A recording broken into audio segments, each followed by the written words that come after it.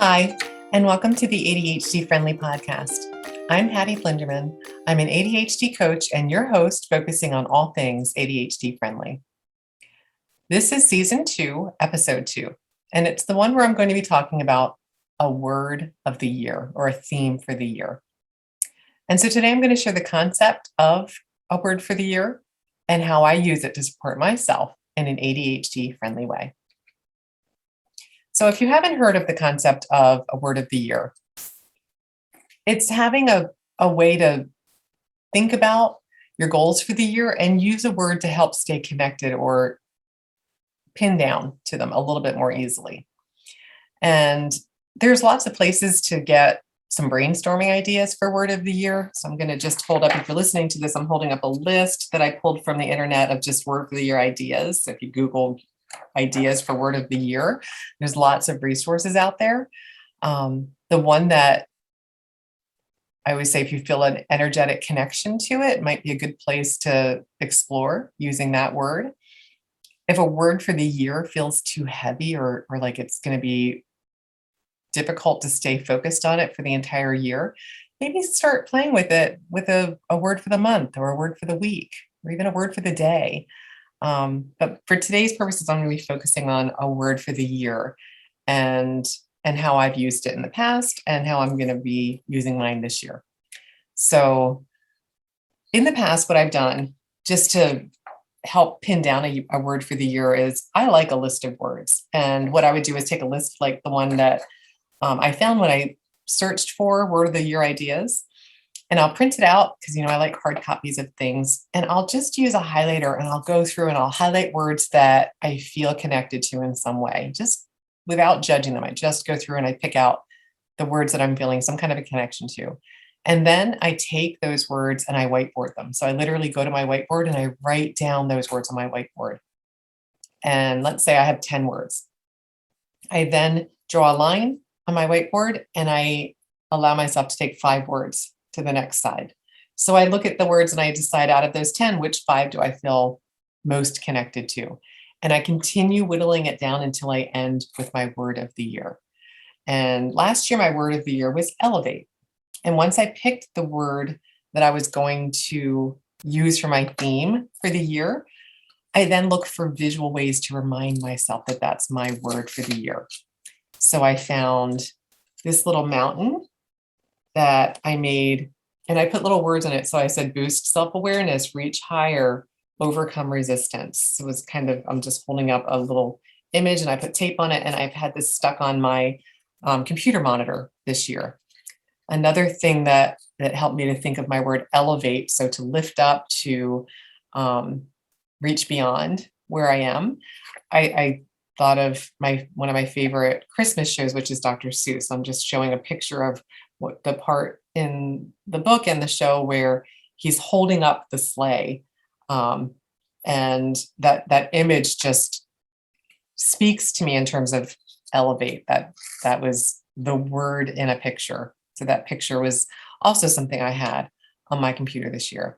And then the last thing that I did is I typically get a little charm to show my word. And so I had a little Grinch charm this year, and I keep my necklace on all year, and it just helps me to remember my word more easily.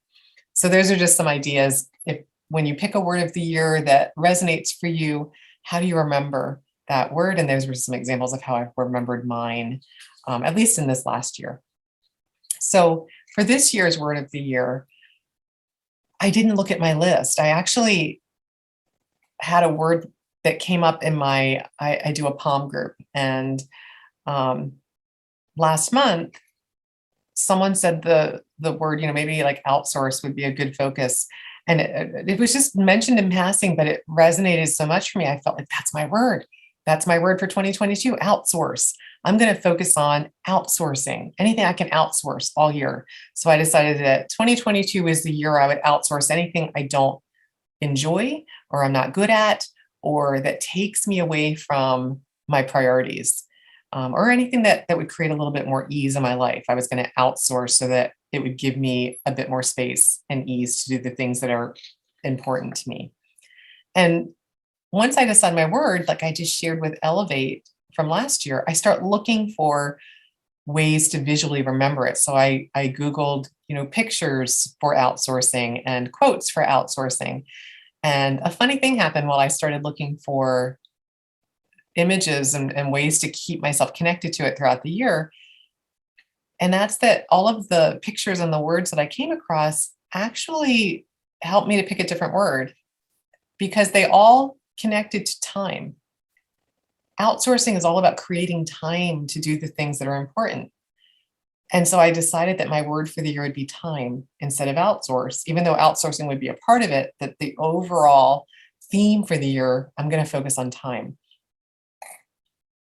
Now, I'm going to share a sparkly idea that I had to stay connected to it throughout the year, because what I noticed last year with Elevate was I had a hard time staying connected to exactly what that meant for me every month or at any point, really. It just didn't resonate for some reason. So I decided I'd have a monthly focus around time this year. So what I did was I printed out just on a piece of paper 12 months in boxes. And I gave myself a time focus. So I'm just holding this up. If you're listening, if you want to look at the YouTube channel for ADHD-Friendly, you can see this tool that I'm sharing that I created for myself. And it's just where I write my word of the year is time. And I've just highlighted some monthly activities. So for example, in January, I'm starting off with time suckers, things that suck time away from the things that are most important to me. And I'm just starting I printed out a blank monthly calendar and I'm just writing down what I notice takes my time this month. And I'm going to look for patterns and see whatever I can learn from focusing on my time suckers over the month of January. And then in February, I'm going to focus on time boundaries and see where do I need to put some structure in place around my time? What boundaries do I need to protect my time? And then in February, I'm going to focus on time blocking. So literally blocking time in my calendar to do specific tasks or projects so that I can use the time, hopefully, that I'm creating from what I learn over January and February's monthly focuses to block time to do the things that I really do have intentions to accomplish this year. And then I figured for April, I'll just evaluate how it's going. So April's a kind of a month just to notice what's working, what do I want to adjust, and I might tweak some of my future focuses. So I'm not going to go through the whole month, but I do have outsourcing as my focus for June. So what can I let go of in June? July, I'm focusing on playtime. It's all about fun and play for the whole month. I have a month where I'm focusing on family time, a month closer to the holidays next year where I'm focusing on holiday time. So again, everything with a time focus, but with specific themes each month to keep it sparkly for my brain so that I'm going to connect to it and not lose interest in my word, because I found a way that I'm hoping will make it a little bit more ADHD friendly to continue connecting over the course of the year. So that's just a little bit of background on what it might look like if you decide a word or a theme of the year would support you in 2022. I hope you found this topic something that creates some interest for you to explore for yourself. As always, I appreciate your time, focus, and attention as I shared how having that word or theme for the year can support having more of what you want in 2022 and how you might remember that word or theme so that you can use it to make your life a little more ADHD friendly. Until next time, tally ho.